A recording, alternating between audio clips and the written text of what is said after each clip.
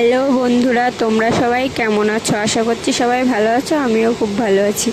মাম্মাকে ওর পাপার কাছে দিয়ে আমি ওদিকে জামা কাপড়গুলো কাচতে গেছিলাম।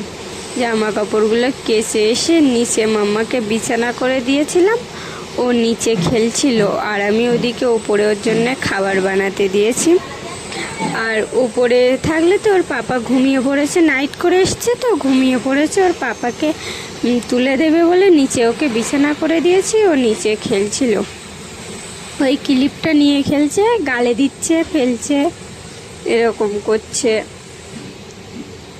দেখো কি করছে, খুব বদমাইশ করে, একটু বদমাইশ করে সারাদিন। কি করবে, একা একা থাকে আর ওই বদমাইশি করে একটু। তারপর দেখো ওই যে ওখান থেকে এইদিকে বাইরের দিকে চলে এসছে। বাইরে ওই দেখছে, লোকজন যায় তো বাইরে, সেটাই দেখে। ওই দেখছে আর খেলছে, ডাকছে ওদেরকে। আমি বলছি মাম্মা এদিকে এসো, তাই ওই দেখো।